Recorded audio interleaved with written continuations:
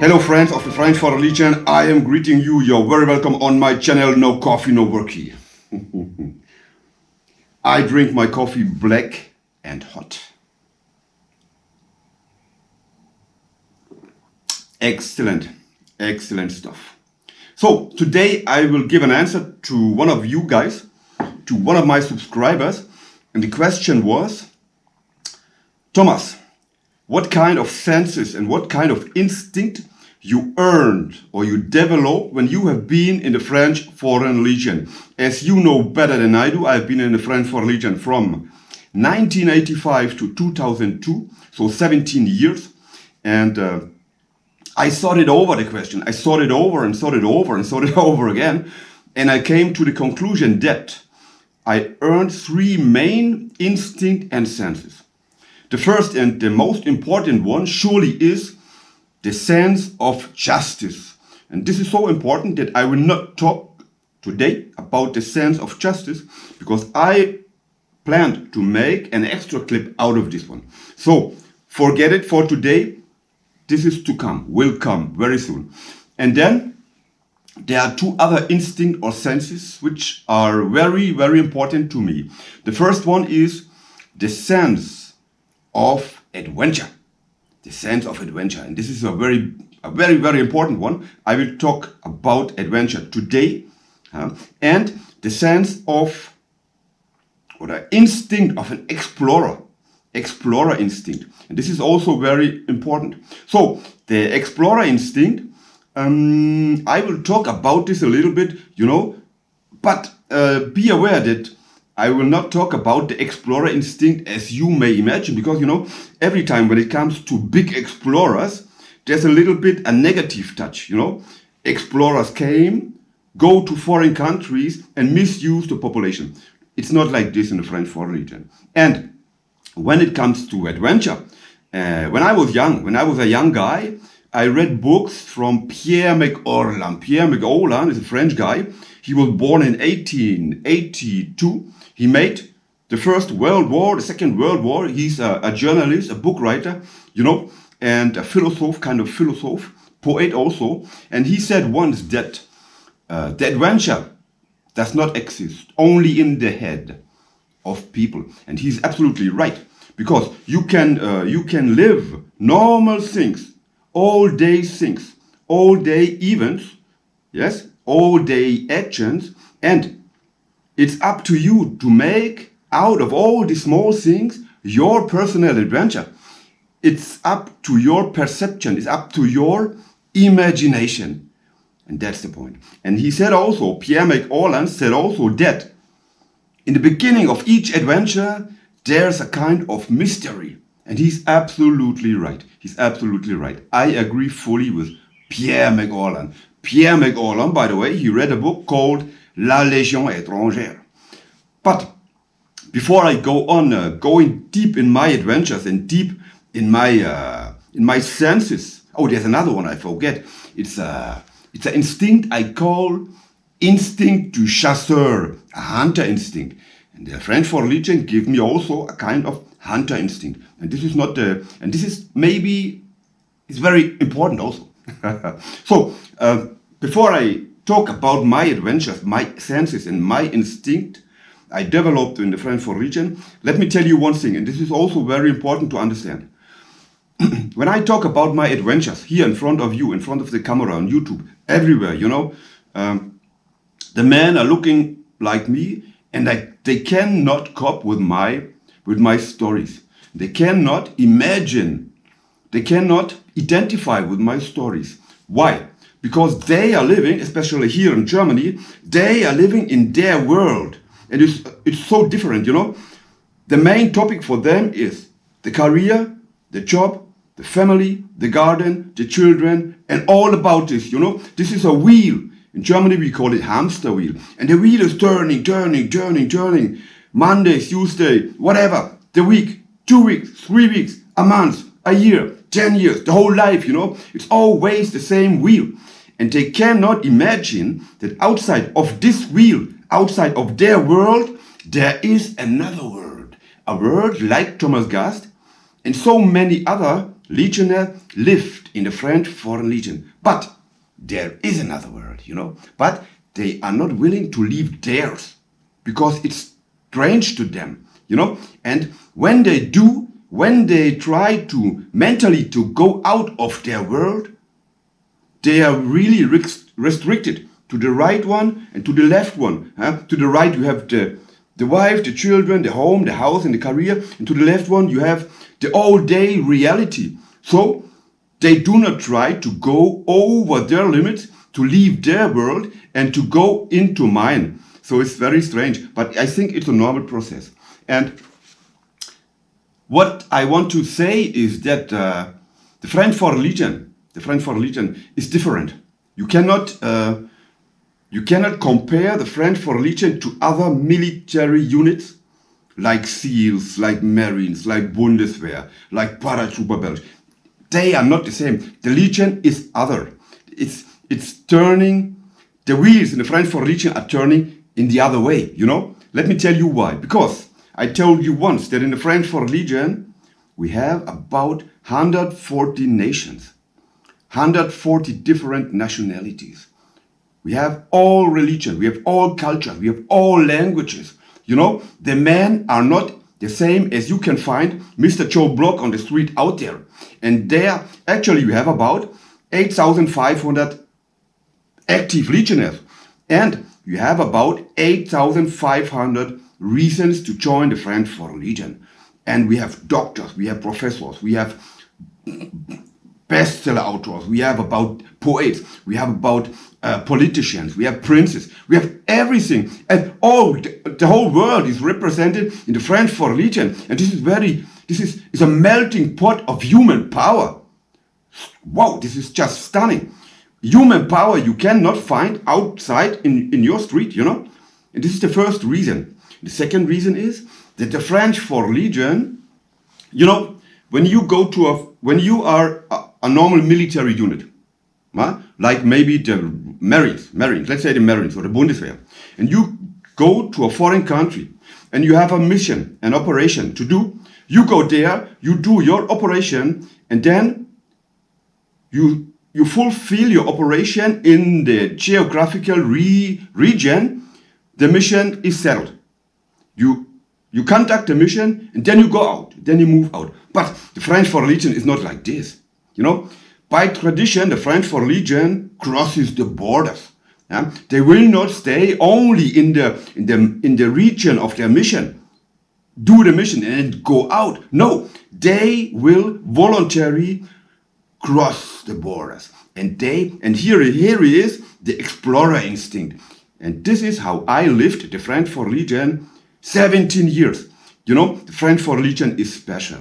You know, let me tell you some of my adventures and you will understand.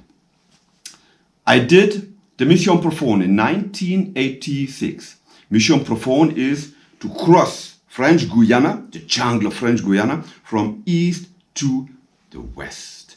And when we did so, we used a path called Chemin Lost des Emerillons, Chemin Perdu des Emerillons. And this was so adventurous. You know, we walked with a big rucksack on a path. You cross these creeks, small rivers, and on the ground of the river you could see shimmer gold nuggets. You know, and then the chef told me, Thomas, no, we cannot stop here. Don't touch. You have no time to do so. But it was stunning. I have goosebumps all over my body, all over my skin.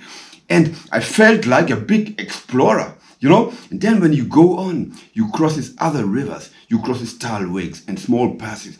Then you can see a blue morpho. This is a big papillon like this. A blue morpho flying in. He is deep blue. And then the sunshine is falling on the ail of the papillon and it reflects back to you. It's kind of fluorescent.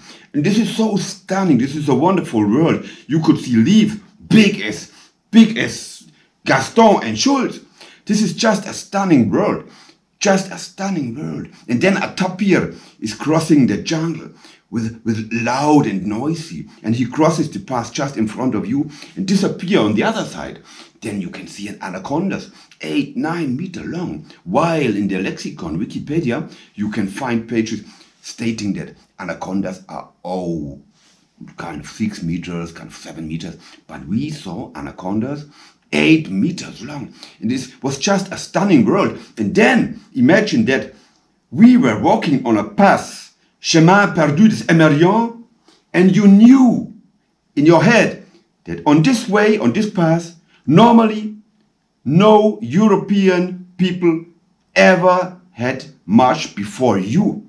This is kind of stunning. I felt like an explorer. Yeah? I felt like a big explorer. Oh, let me tell you another story. Once we made the way from, also deep in the jungle, from Saoul, this is the old gold digger town, to Saint-Élie. The distance between two is about 30 kilometers. You have a big rucksack on your back, and I followed the chef. My chef was the deputy platoon leader. His name was Sass, Sergeant Chef Sass. He's a great and genuine gentleman. And you know, when you are in French Guyana, you say that allez là où les autres ne vont pas. We are going there where others not going, where others never will go in their life. And that's it. And that's the point. So I followed the whole day. We made a march. I marched derrière Sergeant Chef Sass without making any break. 12 hours from sunrise to sunset. And it was a path, there was a rail, and the rail was almost all over enveloped by the deep jungle. It was kind of darkness. Sometimes there was a little bit light, then it was dark again. You crosses the rivers, and I marched. In the beginning it was hard for my feet, for my heart, for my body. But then suddenly I felt so free. It's crazy, you know? And then I imagine all my friends stayed in Europe, and I could imagine their wheel turning round and round and round. Job, career, house, family. 1 day, 2 days, 1 week, 2 weeks, 1 month, 2 months. And I said to me and myself, while marching derrière the Sergeant Chef Sass, that I was a free man. You know, I was free. My body aged. Everything was hurt, pain, sweat, blood, but I was free. I felt free. Can you imagine this one? This is so wonderful. You know, and this is the sense of explorer I earned in the French Legion. It's not finished yet. No coffee, no worky. Yeah, absolutely.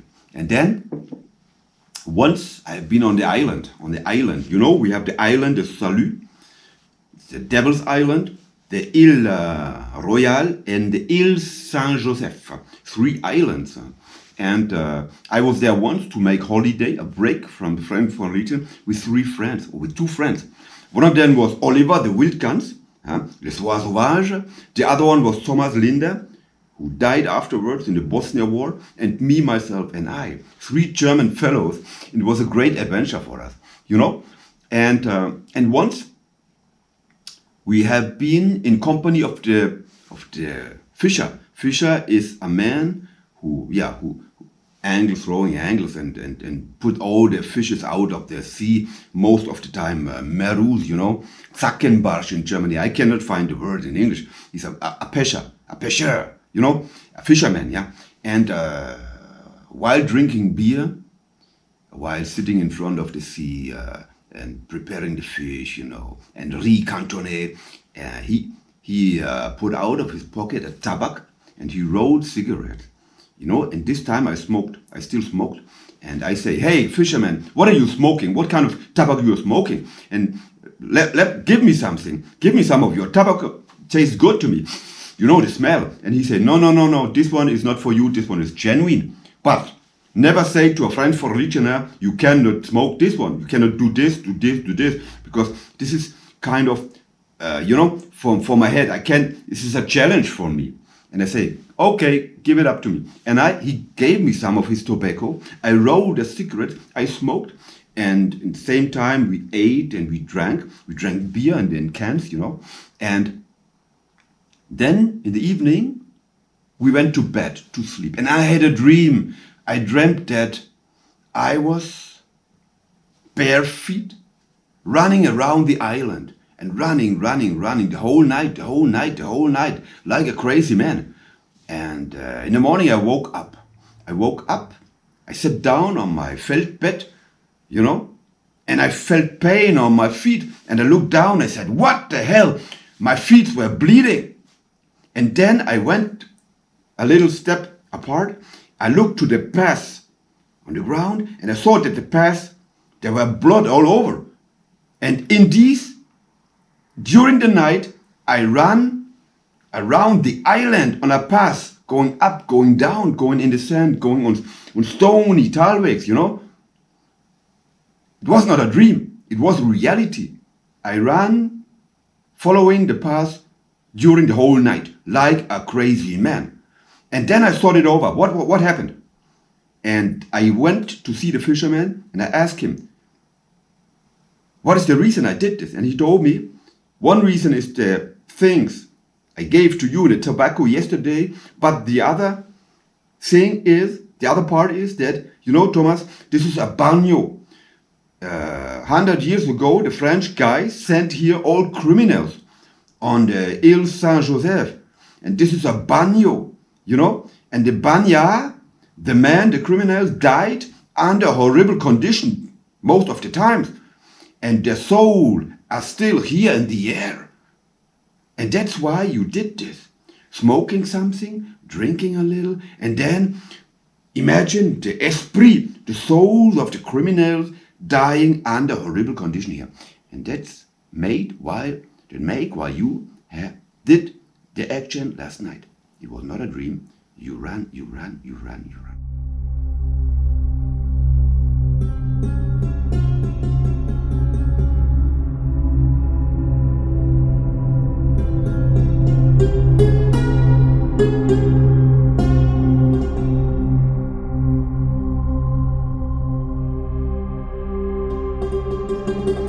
And I'm quite sure I told you once the story of the Camopi Indian in French Guyana in 1986. You know, in the beginning of our Mission Profonde, we have been in Camopi.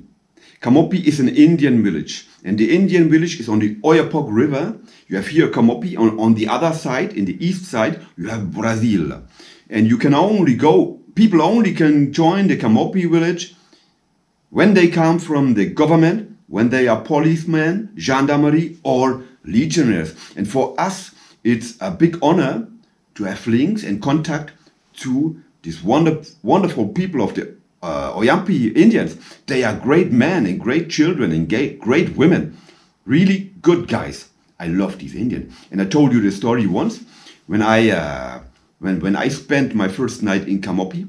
The next day I sprang out of my hammock. I was to shave myself, and in my back I heard noises, and I turned around, and they were sitting there, 1, 2, 3, 4, 5 Indians, small Indians, you know, maybe in the range of age be 6, 7 years to 11 years, and they were just sitting there with their dark eyes and dark hairs and nude like worms, you know.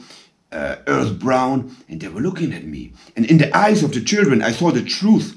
I saw the truth and the reality. Can you imagine this? And I was so touched by a finger from above that I said, wow. And I opened my rucksack and I took out a small knife. I gave it to the first child. I took out kind of paracord. I gave it to the next one. I took out a bougie, a candle. I gave it to the next one. I took my mirror, and I gave it to the next one. Children, they came, they took the presents, and they left without a word. And then I go on shaving myself. It's a little bit hard without mirror. And then in my back, I heard voices again. I turned around, and the Indian children were coming back. And then they gave me their presents. Everybody stepped in front of me. Here, stranger, bananas. Here, stranger, mango. Here, stranger, this is a corn. It's a chain of corns I made myself. Thank you for your presents, stranger. stranger from the French Foreign Legion. And I was touched. I was there and I was always crying because this was so genuine, a genuine moment for me. Can you imagine? Wow, just stunning, just stunning. You know, and then I will never ever forget the day in my life when I have been the first time in 1988 in the Central African Republic. And we have been in a region between Endele and between Boar. Both are bandit village, you know.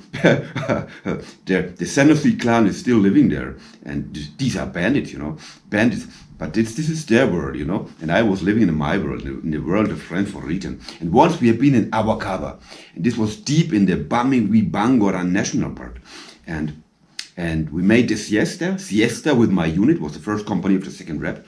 Siesta, what means that between 11:30 a.m. and 3 p.m. you don't move, no activities, maybe you sleep. But we didn't sleep. That was Bouger, he was a Gaulois, a French caporal, a friend, and me, myself, and I was the German caporal. And we said, no, we had some things to explore. And just a couple of meters far behind our beaver place, there has been the Gunda River. So we took our machetes, big knives, you know, machetes, and we explored the Gunda, you know, and we stepped into the river, but the water was, the bed of the river was dry. Sometimes every 10, 12 meters you could find some water, you know, on the ground. So, battle dress uniform, pantalons, corpse nude, machete in hand, we jumped into the dry river and we followed the river, you know. It was dark light.